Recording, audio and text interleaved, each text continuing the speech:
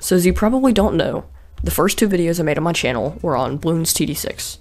They were both pretty much videos I made when I was bored, but they were what got me back into YouTube. So 100 videos, and a year later, I'm gonna play the game again. Now instead of playing the normal game, I figured I would play the boss event, Dreadbloon. I had beaten this guy once before, but I had no idea what I was doing. Anyway, the whole meta for the boss events in this game is greed. Lots of greed. Just greed. So I equipped Benjamin, the money hero, just gives you a bunch of money, and I got into the game. I started with a free dart monkey, then restarted because I wanted it a bit to the left. It's very important, trust me. Anyway, I saved that for Benjamin, then realized I needed to upgrade my dart monkey, so I got a 021 dart, then saved for the best farming method, 200 farms. I upgraded my dart monkey a bit while I farmed, and things were going well. After getting 3 farms, I got them to marketplaces because of their extra sellback. If you didn't know, in boss events, people will farm ruthlessly, sell their farms for defense right before the boss, right after the boss dies, sell the towers for more farms for the next boss lair. So I farmed like crazy, forgot about leads for a second, but saved it with a sniper. Then it was time for the first boss. Dreadbloon has special properties, specifically it being lead and its immunities to towers. Basically, it has 4 sections of health. The first, it's immune to primary, then military, magic, and support. This forces you to get different types of towers for your defenses. So I got an elite defender and a turbocharged boomerang. The elite defender was my main defense, and the boomerang monkey was pretty much just for the military layer. But I'd forgotten about the rocks it spawns, which ended up getting passed at the same time that a camo ceramic had gotten passed. And since my sniper didn't have any camo, I quickly got a decamo wizard so my sniper could pop the ceramic, and I tanked any rocks the wizard couldn't pop.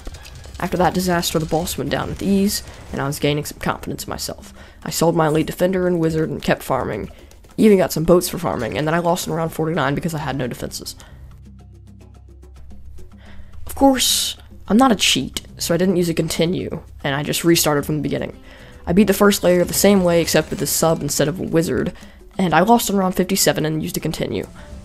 Anyways, then I got a ninja, which is the worst monkey in the entire game, trust, but it does have pretty cheap Moab damage, and a paragon for the late game.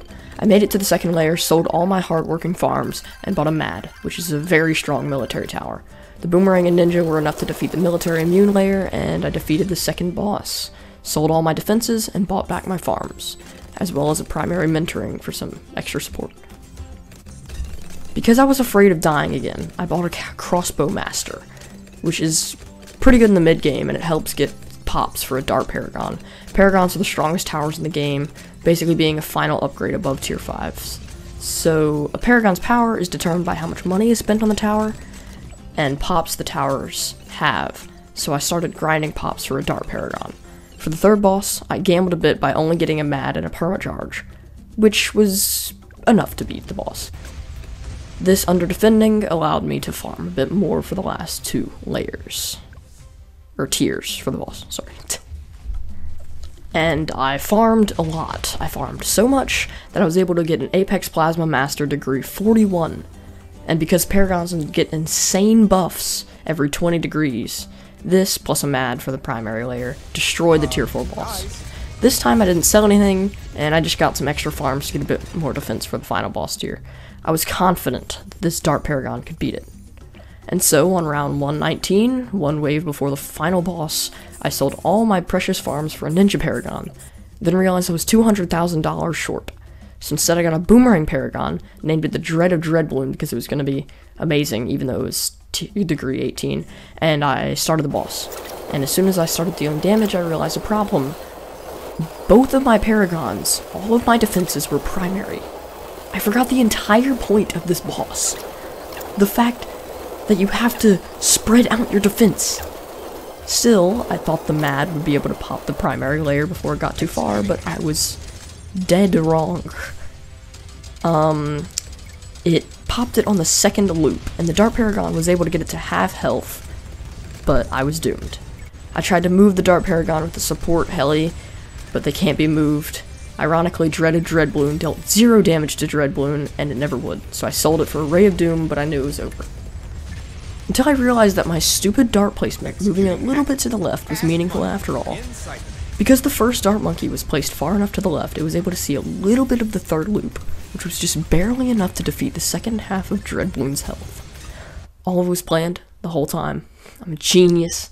I'm the best boss Bloon player. No one can ever compare. I played perfectly, totally.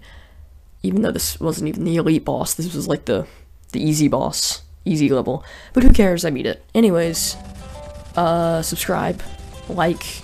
This video is a bit different from what I usually make, with a different game, and like a documentary style, but I don't know. It's cool. Subscribe, bye, and bye.